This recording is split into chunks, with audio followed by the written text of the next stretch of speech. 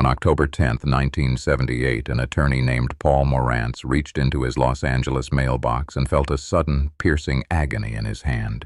He had been bitten by a 4.5-foot rattlesnake. The creature had been deliberately stripped of its warning rattles, transformed into a silent biological weapon, and planted in the dark metal box to execute a targeted assassination. Morantz collapsed, the venom rapidly destroying his tissue and attacking his nervous system. He survived only because a neighbor heard his screams, and paramedics arrived in minutes, rushing him to intensive care where he fought for his life for nearly a week.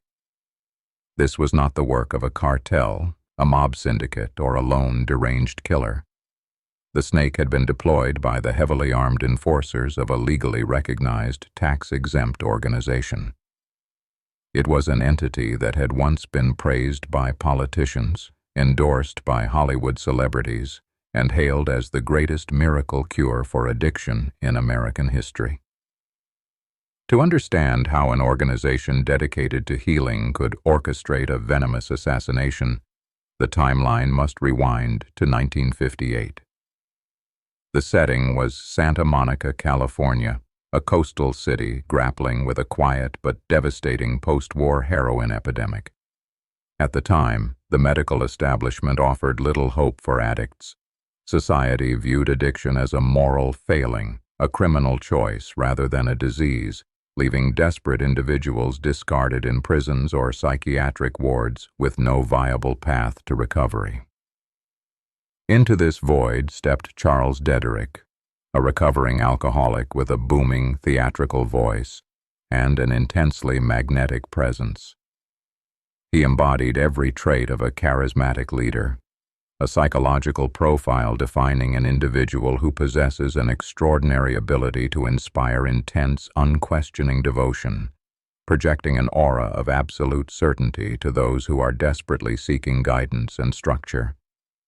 Dederick founded a groundbreaking program based on the radical concept that addicts could only be cured by other addicts.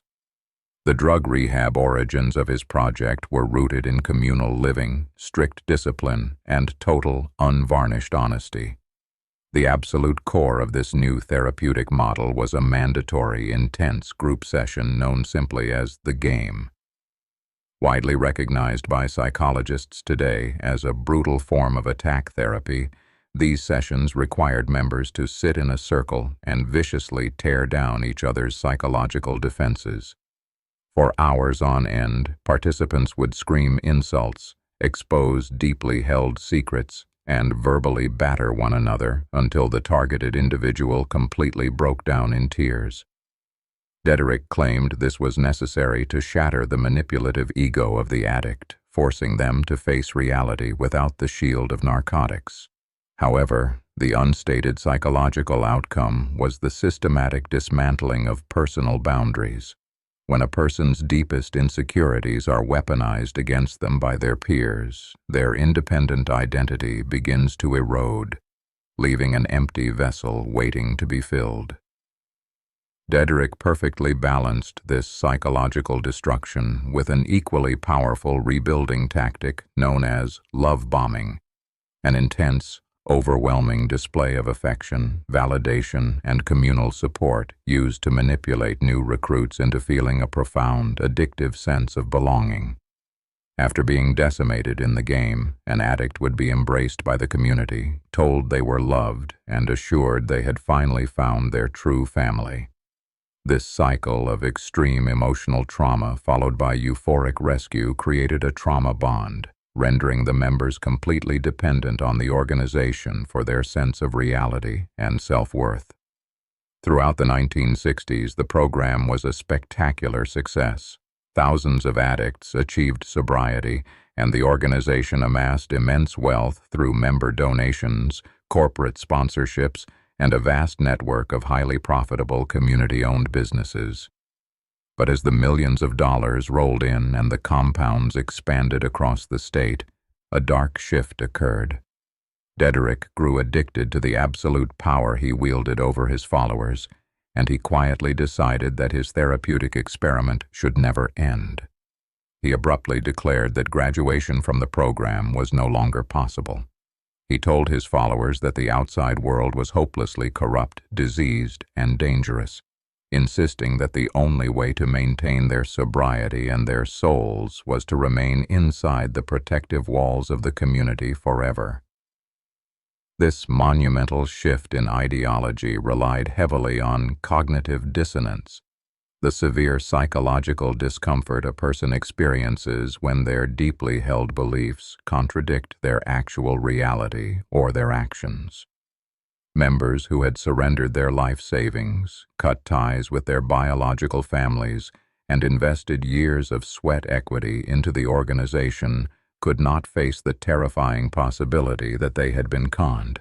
To resolve their internal agony, they convinced themselves that staying forever was their own enlightened choice, rather than admit they had surrendered their autonomy to a dictator. The once celebrated rehabilitation center officially morphed into the Synanon cult, a sovereign, authoritarian society with its own laws, its own internal economy, and increasingly bizarre, invasive mandates dictated solely by its founder. The mandates rapidly escalated from eccentric lifestyle rules to terrifying violations of fundamental human rights. In the mid-1970s, Dederick, viewing children as a financial drain and a distraction from the unified mission, decreed an absolute ban on having children. He mandated that all male members undergo forced vasectomies. The confrontational therapy sessions were weaponized to enforce this brutal edict, with dozens of members surrounding any hesitant man and verbally battering him until he submitted to surgical sterilization. Women who were already pregnant were aggressively coerced into having abortions, told that bringing a child into the world was a betrayal of the community. The psychological toll of these forced medical procedures was catastrophic, permanently severing the members' ties to their own bodily autonomy and reproductive futures. The leadership had successfully claimed ownership not just of their minds, but of their physical flesh. As the 1970s progressed, paranoia began to rot the organization from the inside out. Dederick, despite his own strict teachings on sobriety, had relapsed into severe alcoholism, his mind clouded by liquor and an ever-growing terror that the government, the press, and former members were plotting to destroy his empire. To protect himself, he formed an internal, secretive paramilitary force known as the Imperial Marines. This was a cadre of fiercely loyal, physically imposing men who were heavily trained in martial arts and armed with a massive stockpile of illegally acquired firearms and ammunition. The violence that had previously been confined to verbal abuse inside the therapy circles now spilled out into the physical world. Former members who attempted to escape the compounds were hunted down, dragged back, and severely beaten. Local teenagers who accidentally trespassed near the properties were violently assaulted and hospitalized by the Imperial Marines. It was this escalating reign of terror that drew the attention of Paul Marantz. As an investigative attorney, Marantz began filing civil suits on behalf of desperate families who were trying to legally extract their brainwashed loved ones from the heavily guarded compounds. Marantz systematically exposed the forced sterilizations, the physical beatings, and the financial extortion occurring behind closed doors.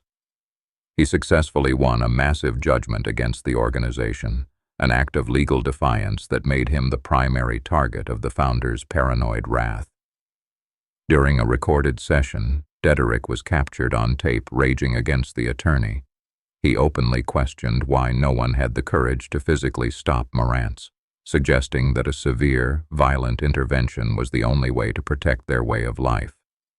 This chilling audio recording set the stage for the infamous rattlesnake incident. Two members of the Imperial Marines, interpreting their leader's rage as a direct command, procured the venomous reptile, surgically removed its warning mechanism, and executed the assassination attempt that nearly cost Marantz his life. But the botched murder was a fatal miscalculation. It finally provided local and federal law enforcement with the undeniable physical evidence needed to secure warrants and breach the fortress-like compounds. Police raided the headquarters, seizing thousands of weapons, extensive financial records, and the damning audio tapes openly inciting violence. The founder was arrested, dragged from his compound in a drunken stupor, and eventually convicted of conspiracy to commit murder. The arrest shattered the illusion of the leader's invincibility, triggering the rapid, chaotic collapse of the entire organization. Thousands of heavily indoctrinated followers were suddenly cast out into a society they had been taught to despise and fear. For these survivors, the nightmare was far from over. Stripped of their identities, their life savings, and their communal support system, many required years of exit counseling, a highly specialized psychological intervention designed to help former cult members deconstruct their intense indoctrination, reclaim their suppressed critical thinking skills, and slowly, safely reintegrate into normal society. The story of this organization remains one of the most chilling chapters in the history of American social movements. It stands as a dark monument to the extreme dangers of unchecked authority, revealing how easily the desperate desire for healing can be hijacked by a predator. What began as a genuine, pioneering effort to save lives on the beaches of California was meticulously corrupted by one man's ego. The tragic evolution from a beacon of hope into a violent, authoritarian nightmare proves that the most dangerous prisons are not built with iron bars, but with the systematic manipulation of the human mind.